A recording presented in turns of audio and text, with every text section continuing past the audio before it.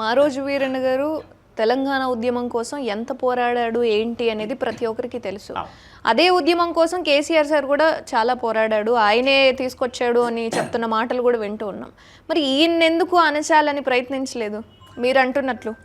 అయితే కేసీఆర్ రాజకీయ విధానం వేరు, మారోజు వీరన్న రాజకీయ విధానం వేరు, బెల్లి లలితక రాజకీయ విధానం వేరు. ఆ రాజకీయ విధానంలో తేడాలు ఉన్నాయి కాబట్టి వీళ్ళు అధికారంలోకి వస్తే, మారోజు వీరన్న అధికారంలోకి వచ్చినా, బెల్లి లలితకు సంబంధించిన వాళ్ళ అధికారంలోకి వచ్చినా, లేదా గద్దరన్నకు సంబంధించిన వాళ్ళ అధికారంలోకి వచ్చినా, ఇక్కడ సంపద మొత్తం కూడా, తెలంగాణ సంపద మొత్తం కూడా తెలంగాణ ప్రజలకు సమానంగా పంపిణీ చేయాలనేది ప్రధాన ఎజెండాగా వీళ్ళు పనిచేస్తూ వచ్చారు. తెలంగాణ సంపదను తెలంగాణ ప్రజలకు సమానంగా పంపిణీ చేయాలి.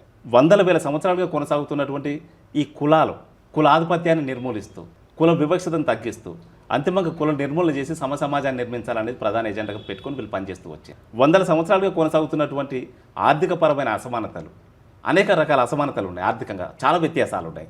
అత్యంత సంపన్నులు ఉన్నారు, అత్యంత పేదోళ్ళు ఉన్నారు. ఈ పేదరికానికి సంపదకు మధ్యలో ఉన్న వ్యత్యాసాన్ని తగ్గించి ఒక సమాజ నిర్మాణం కోసం పనిచేయాలని చెప్పి వీళ్ళు ఒక ప్రధాన రాజకీయ ఎజెండా పెట్టుకొని వీళ్ళు పనిచేస్తూ వచ్చారు. కానీ కేసీఆర్ దీన్ని ప్రధాన ఎజెండాగా పెట్టుకోలేదు. కేవలం భౌగోళిక తెలంగాణ వస్తే సరిపోతుంది, భౌగోళిక తెలంగాణ వస్తే సరిపోతుంది. ఈ తెలంగాణలో ఉన్నటువంటి రాజకీయ అసమానతలు కావచ్చు, లేదా సామాజిక అసమానతలు కావచ్చు, లేకపోతే ఆర్థికపరమైన అసమానతలు కావచ్చు, ఈ అసమానతలకు సంబంధించి ఒక శాస్త్రీయమైన పరిష్కారాన్ని నేను ఇస్తా అని చెప్పి కేసీఆర్ రాలేదు. భౌగోళిక తెలంగాణను సాధించుకోవడం కోసం కేసీఆర్ తెలంగాణ రాష్ట్ర ఉద్యమంలోకి వచ్చారు.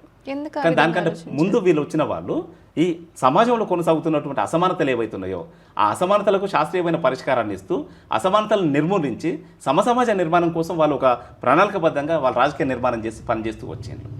కానీ కేసీఆర్ అట్లా చేయలేదు. కాబట్టి కేసీఆర్ నాయకత్వంలో తెలంగాణ ఉద్యమం కొనసాగిన ఆధిపత్య స్థానంలో ఉన్నటువంటి ఆధిపత్య కుల వర్గాలు ఎవరైతున్నారో వాళ్ళకు నష్టం లేదు, అత్యంత సంపన్న వర్గాలు ఎవరైతున్నారో వాళ్ళకు నష్టం లేదు, సంపన్న వర్గాలకు నష్టం లేదు, ఆధిపత్య స్థానంలో ఉన్న కుల వర్గాలకు కూడా నష్టం లేదు. కాబట్టి కేసీఆర్ వల్ల వాళ్ళకి ప్రమాదం లేదు. కాబట్టి కేసీఆర్ను వదిలేసిండ్లు.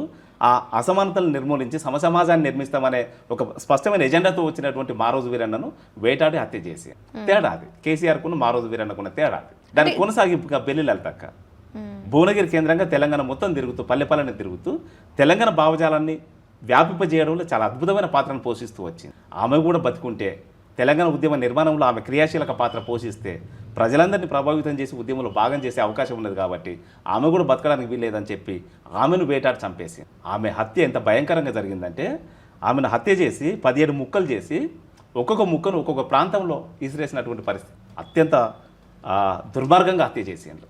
చాలా హైలైట్ అయింది. 17 ముక్కలు అంటే మామూలు విషయం కాదు. అది ఎంత క్రూరంగా చంపిందంటే, అత్యంత నీచంగా, అత్యంత క్రూరంగా హత్య చేసి ఆమె తెలంగాణ ఉద్యమానికి నాయకత్వం వహిస్తున్నందుకే ఆమెను హత్య చేసి, ఆ దుర్మార్గాలకు వ్యతిరేకంగా తెలంగాణ ప్రజలు ఎప్పటికప్పుడు తమ చైతన్యాన్ని పెంచుకొని రాజకీయ కార్యక్రమాలు రూపొందించుకొని ఆ రాజకీయ ఉద్యమాల్లో భాగమై పనిచేస్తూ వచ్చింది. కాబట్టి తెలంగాణ ఉద్యమం నిలబడ్డది, తెలంగాణ రాష్ట్రాన్ని సాధించుకుంది. అయితే ఏ లక్ష్యం కోసమైతే తెలంగాణ రాష్ట్రాన్ని సాధించుకున్నామో ఆ లక్ష్యం ఇంకా నెరవేరలేదు. దాన్ని నెరవేర్చుకోవడం కోసం, దాన్ని సాధించుకోవడం కోసం ఇంకా తెలంగాణ ఉద్యమాలు కొనసాగుతూనే ఉన్నాయి.